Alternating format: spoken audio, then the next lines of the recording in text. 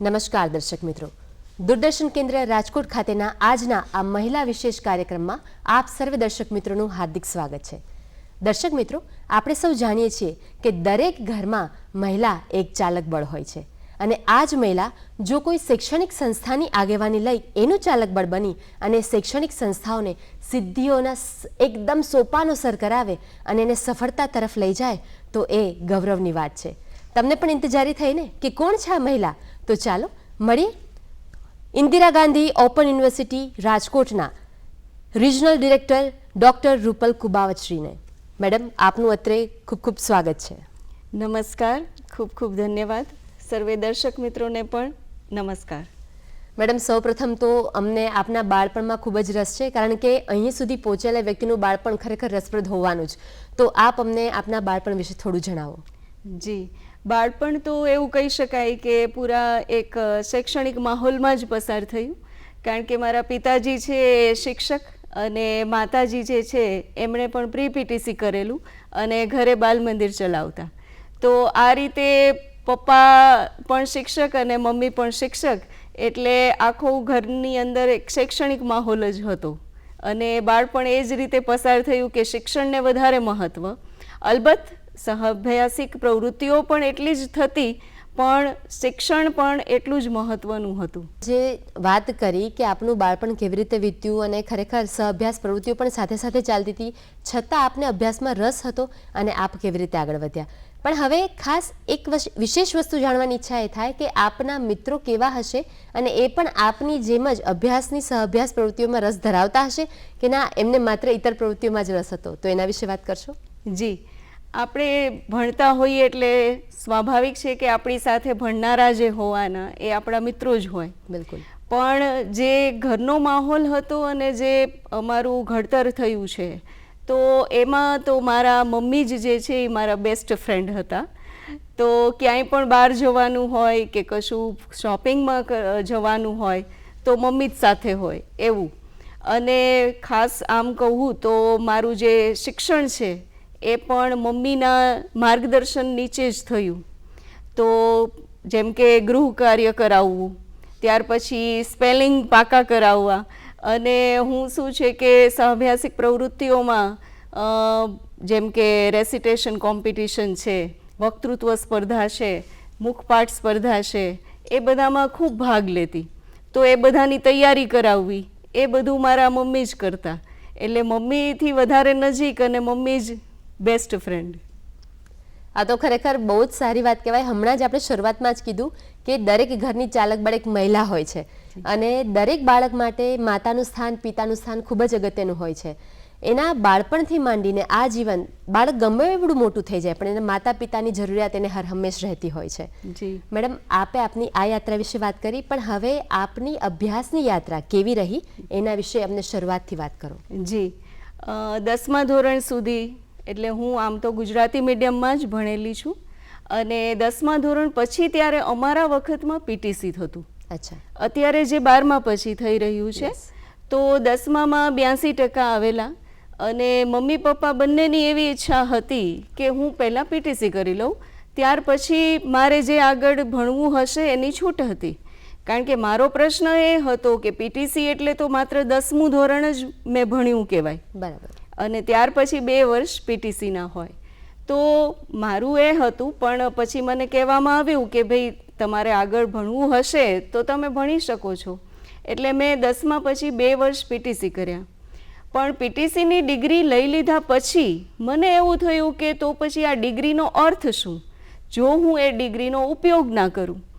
એટલે મેં કહ્યું કે ભાઈ મારે તો પ્રાઇમરી સ્કૂલમાં શિક્ષક તરીકે નોકરી કરવી છે, પણ મારે હજુ 18 વર્ષ પૂરા નહોતા થયા અને મને એટલી બધી ઈચ્છા, અને ઘરમાંથી મને કીધું કે પહેલાં તું નિરાતે ભણી લે, આપણે નોકરીની કોઈ જરૂર નથી।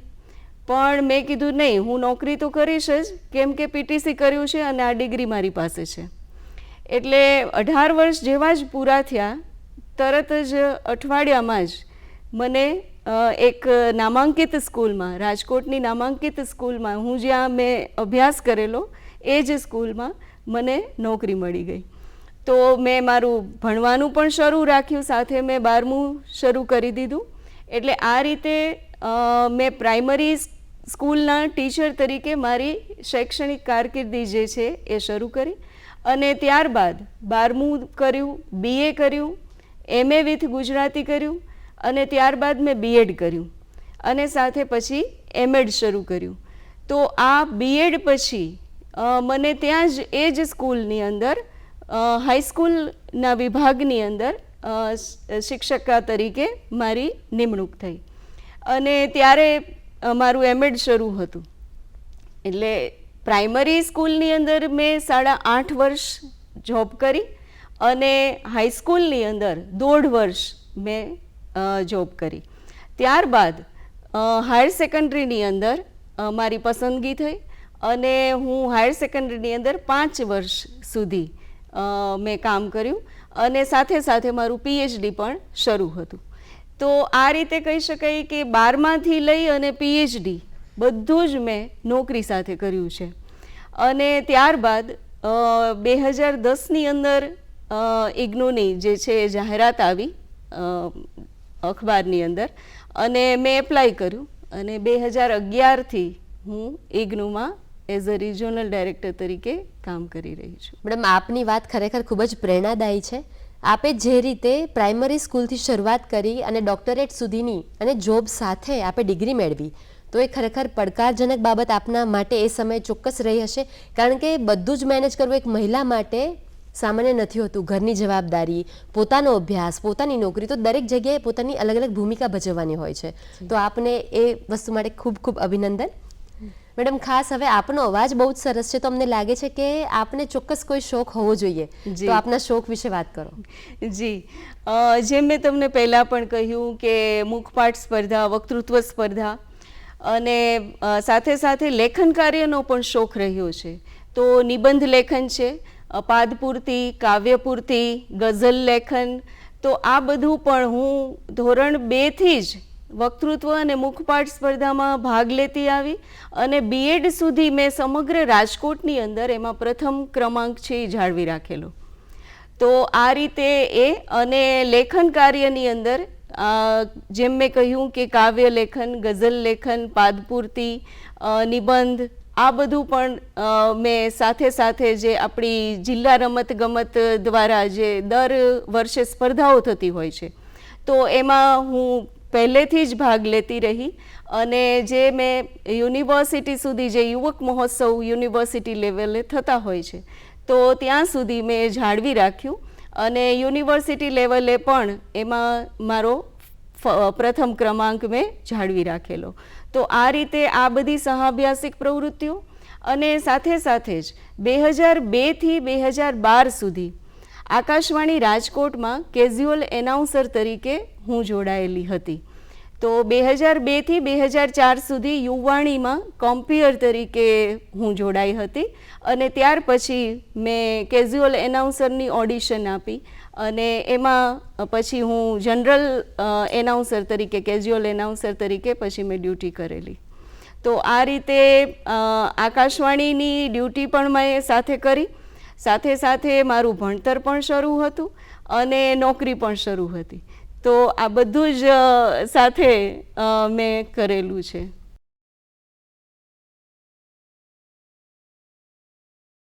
હાલમાં નિહાળી રહ્યા છો ઇગ્નુના રિજનલ ડિરેક્ટર ડૉક્ટર રૂપલ કુબાવતની મુલાકાતને. મેડમ, આપણે મુલાકાતને આગળ ધપાવીએ. આપે આપનો પરિચય આપ્યો, આપની શિક્ષણ યાત્રા વિશે જણાવ્યું, પણ આપ 2011થી ઇગ્નુ સાથે સંકળાયેલા છો, પણ હજી પણ આપને જીવનમાં કેટલાય સપનાઓ હશે કે મારે હજી આ કરવાનું બાકી છે, આ કરવાનું બાકી છે, એના માટે કદાચ આપને સમય ના મળતો હોય, તો આપના આવા સ્વપ્નો કેટલા બાકી છે કે જેને આપ આ જિંદગીમાં પૂરા કરવા ઈચ્છો છો? સપનાઓ તો ખાસ તો ઇગ્નુમાં આવ્યા પછી એ છે કે ખાસ PhD સુધી મને ખ્યાલ નહોતો કે એક આવડી મોટી સિસ્ટમ છે ઇગ્નુએ. તો હવે મારો જે ઉદ્દેશ છે એ છે કે હું ઇગ્નુને જન જન સુધી પહોંચાડું. તો આ સૌથી પહેલું મારું સપનું છે. ખાસ કરીને આપણા જે સૌરાષ્ટ્રની અંદર ઇગ્નુ વિશે એટલી જાણકારી નથી, માહિતી નથી, તો એ લોકો સુધી પહોંચે અને લોકો છે એ આ જે સિસ્ટમ આખી જે બનેલી છે એનો લાભ લે. જેમ કે મેં તમને વાત કરી કે તમે ભણતા હો ત્યારે જ ઘણી બધી પ્રવૃત્તિઓ સાથે થઈ શકે. એવું નથી કે તમે ભણો છો તો માત્ર તમે એ જ પ્રવૃત્તિ કરી શકો.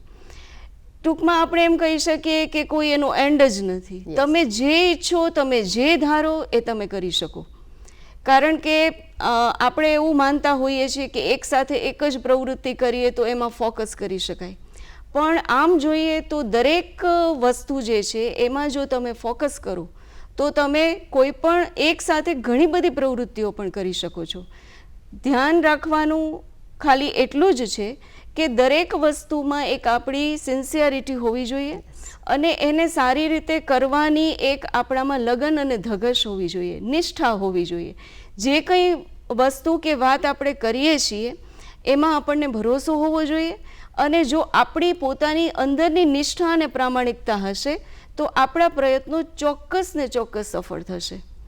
તો મારું બસ એટલે સ્વપ્નું કહો કે ઉદ્દેશ કહો કે ધ્યેય કહો કે આગળ મારે શું કરવાનું છે, તો એ માટે બસ એ જ છે કે હું આ સંદેશ લોકો સુધી પહોંચાડું, ઇગ્નુને જન જન સુધી પહોંચાડું અને લોકોને એ હું કહેવા માગું છું કે તમે જેમ આપણે કહીએ છીએ ને, સંસ્કૃતનું પેલું સુભાષિત છે કે કરત કરત અભ્યાસ તે જડમતી હોત સુજાન.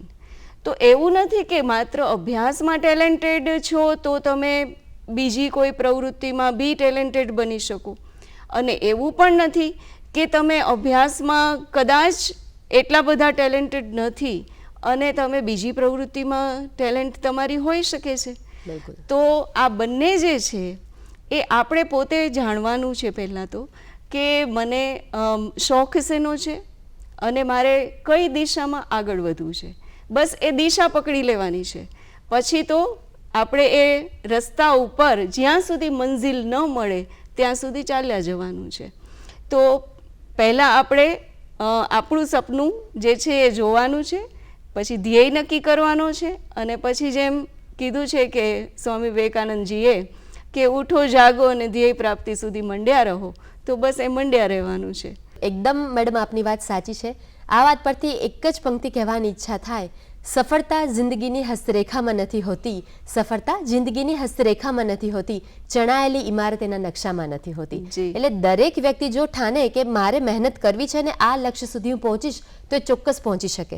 બસ માત્ર એ વિચાર કરવાની અને દ્રઢ નિશ્ચય કરવાની વાર હોય છે. જી બિલકુલ. મેડમ, આપે બધી જ વાતો અમારી સાથે શેર કરી, પણ હવે ખાસ એ જણાવો કે આપે જે સહ અભ્યાસિક પ્રવૃત્તિઓ વિશે વાત કરી તો એમાં આપને ગમતી પ્રવૃત્તિ કઈ હતી અને આપ એ શું કામ કરતા હતા? જી, ગમતી પ્રવૃત્તિમાં જેમ મેં તમને કીધું વાંચન અને લેખન, અને એની સાથે જ જે મેં કહ્યું કે આકાશવાણીમાં હું કેઝ્યુઅલ એનાઉન્સર તરીકે હતી, તો એ મારી સૌથી પ્રિય પ્રવૃત્તિ હતી. અને ખાસ કારણ કે ત્યાંનો જે એક માહોલ છે, જેમ કે આજે હું દૂરદર્શનમાં આવી છું તો એ જ હું ફીલ કરી રહી છું કે કેટલો સરસ માહોલ હોય છે અને એમાં કામ કરવાની એક અલગ જ મજા હોય છે. તો એ હું માત્ર મારા શોખ માટે જ કરતી હતી, કારણ કે મારી જેમ મેં તમને કહ્યું કે મારું જે સ્ટડી છે એ પણ શરૂ હતું અને મારી જોબ પણ શરૂ હતી. તો એની સાથે આ જ મારો એક શોખ હતો કે આકાશવાણીની અંદર ડ્યુટી કરવી, કારણ કે વર્ષોથી મેં મમ્મીને રેડિયો સાંભળતા જોયેલા. અમારા ઘરમાં 24 કલાક જ્યાં સુધી રેડિયો બંધ ન થાય પ્રસારણ ત્યાં સુધી એ શરૂ હોય. સવારમાં 5:30 વાગ્યાથી શરૂ થઈ ગયો હોય રેડિયો અને એ રાત્રે જ્યારે પ્રસારણ પૂરું થાય ત્યાં સુધી શરૂ હોય. તો મમ્મીને મેં આ સાંભળતા જોયેલા અને ત્યાર પછી મારો પણ એ જ શોખ બની ગયો. અને મમ્મીની ખાસ તો એ ઈચ્છા હતી કે જે રેડિયોમાં એનાઉન્સરને બોલતા સાંભળતા તો એ કહેતા કેટલું સરસ બોલે છે. તો અવાજ તો મારો સારો હતો અને વક્તૃત્વ મુખપાઠ એમાં બી ભાગ લેતી હતી. એટલે એક વખત એણે રેડિયો પર જ ખબર સાંભળી કે ઓડિશન્સ જે છે એ શરૂ થવાના છે અને ગ્રેજ્યુએશન કમ્પ્લીટ કરેલું હોય એ કોઈ પણ ઓડિશન આપી શકે છે. એટલે એણે જ મને પ્રેરિત કરી કે તું જા અને ઓડિશન આપ, અને ઓડિશન આપી અને હું પાસ થઈ ગઈ.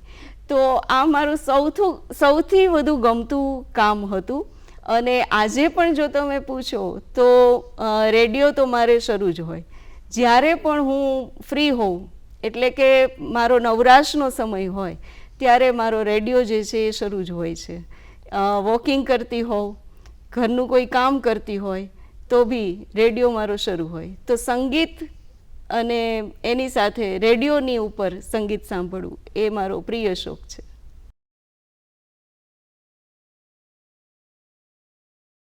મેડમ, આપે જે વાત કરી એ ખરેખર કે બાળક માટે માતા પિતા આઇડલ હોય છે અને હંમેશા જ સ્ટેજ પર પરફોર્મ કરવા માટે અથવા તો કંઈક નવી પ્રવૃત્તિમાં રસ લેવા માટે એ જ એને એવો ઇન્ટરેસ્ટ એનામાં જગાવે છે કે તું કરી શકીશ, તું આગળ જા અને તું કર. તો એ ખરેખર માતા પિતા સિવાય શક્ય નથી. મેડમ, હવે ખાસ એ જણાવો અમને કે આપ જે પ્રવૃત્તિ કરી રહ્યા છો એમાં 100% આપની વાત પરથી લાગ્યું કે આપના પરિવારનો સપોર્ટ તો આપને ઘણો બધો જ છે.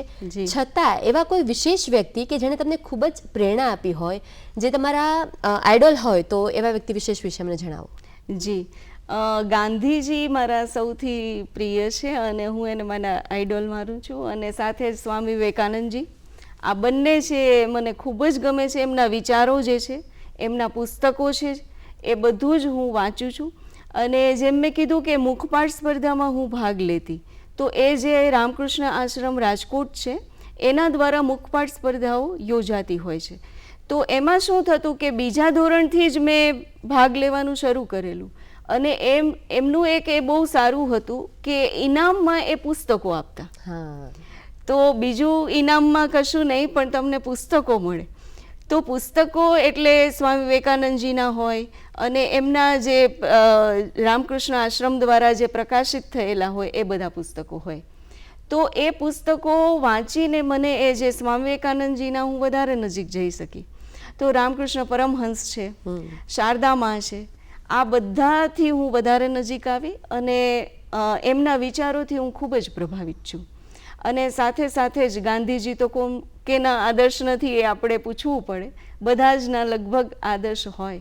તો ગાંધીજીના જે વિચારો છે એ પણ મને ખૂબ પ્રભાવિત કરે છે અને એમને પણ હું મારા આદર્શ માનું છું.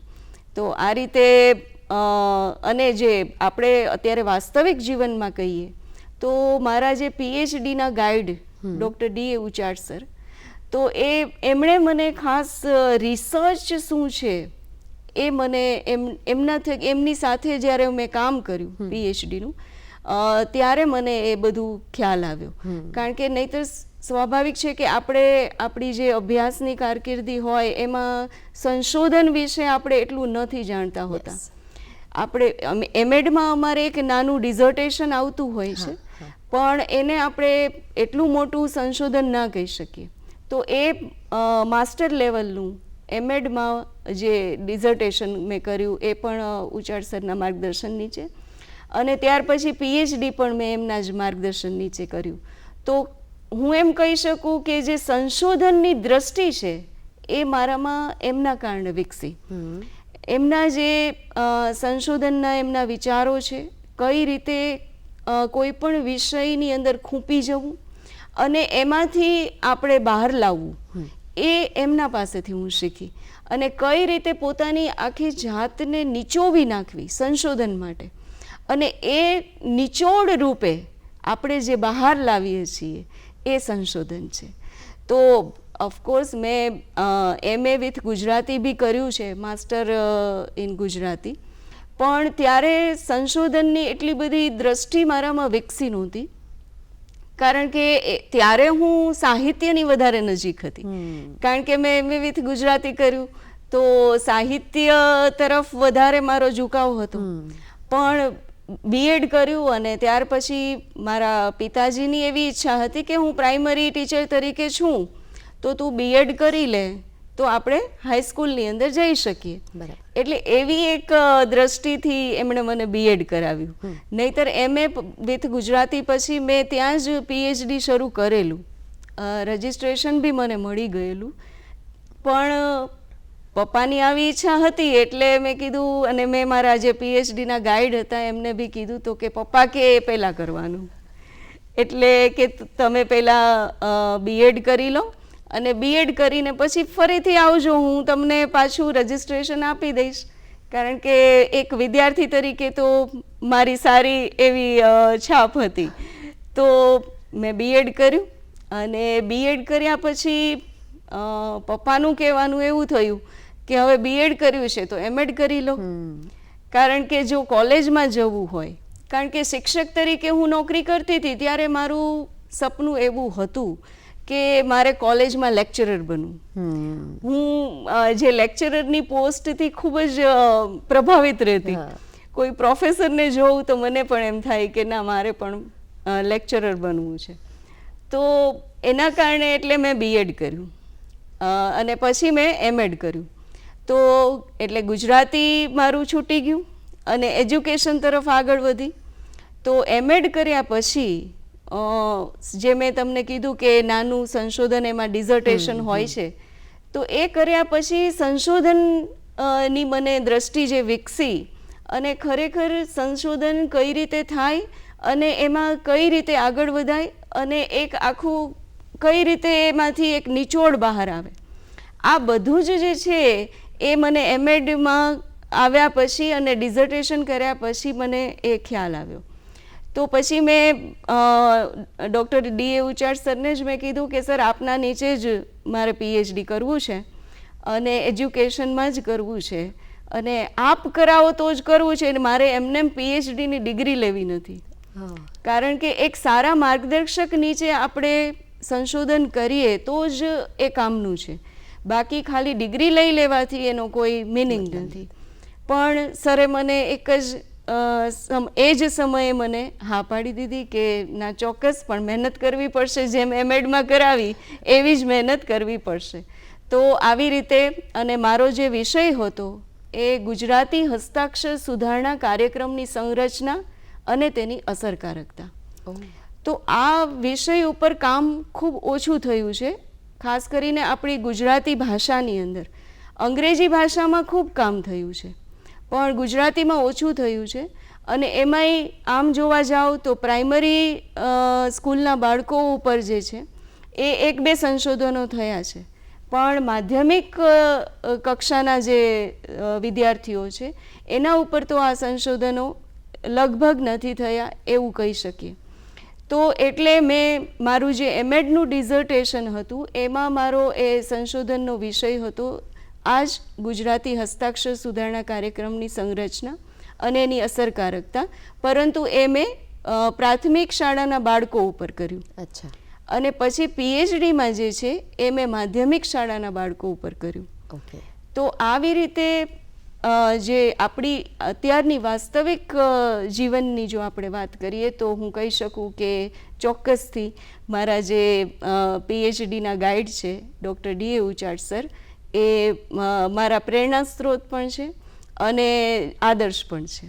મેડમ, આપને આટલી બધી લાંબી સફર, એટલે પ્રાઇમરી ટીચરથી નોકરી કરતાં કરતાં સાથે તમારી બેચલર્સની ડિગ્રી, માસ્ટર્સ અને પછી ડોક્ટરેટ અને પછી અત્યારે ઇગ્નુના રિજનલ ડિરેક્ટર, તો આ આખી સફર ચોક્કસ સરળ નહીં રહી હોય.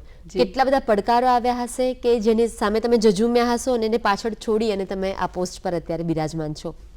તો આપની આ સફર કેવી રહી, એના યાદગાર અનુભવો અમારી સાથે શેર કરો. જી બિલકુલ.